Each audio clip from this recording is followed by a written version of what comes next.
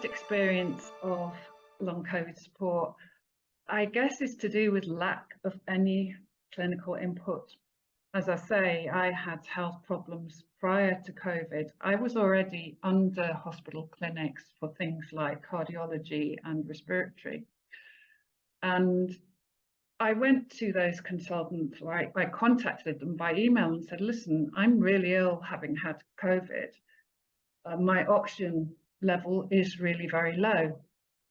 And I had chest pains, which later turned out to be angina. Well, those consultants refused to see me because they said if I hadn't been admitted to hospital, and in fact I should have been admitted, but because I hadn't, they said there can't possibly be anything wrong with you now. It was very hard at the beginning to get the GPs to understand the journey we're going through, and because nobody had an idea of what was going on. For me, when I finally got results from scans that identified I did have, sadly, developed clots and heart inflammation, then because there were real symptoms there, I got a lot more support because it was visible. I think the hardest thing is for patients that don't have those results to get the support they need. Through work, occupational health, I was given some physiotherapy.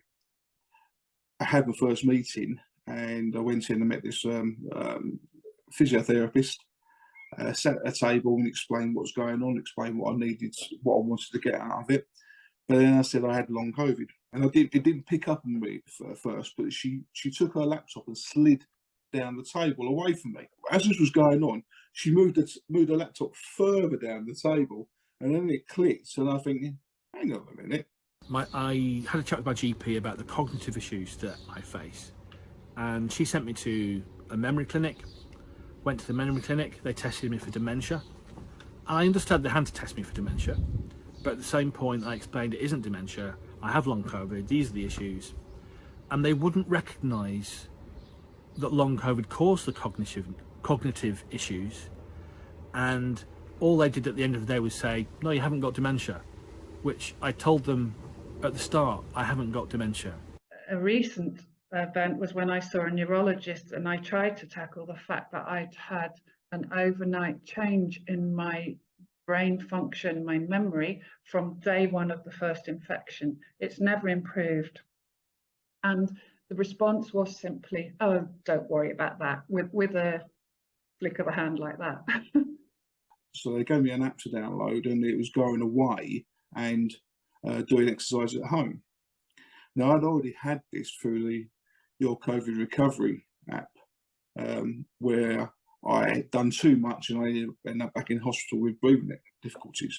So when I said, well, no, she said, and I told her what exercise I was doing at home, and then she said, right, I want you to increase that.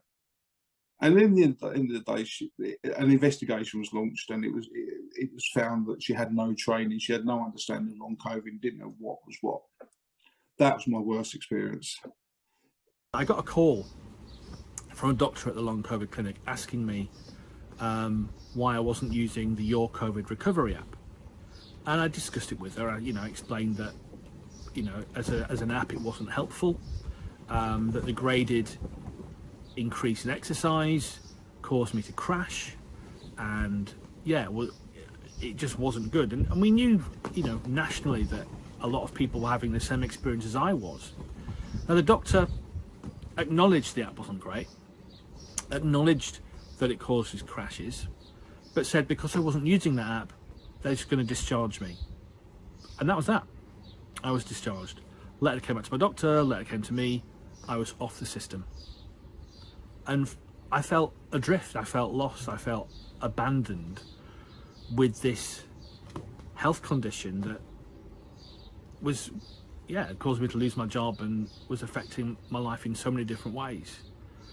So that was pretty bad.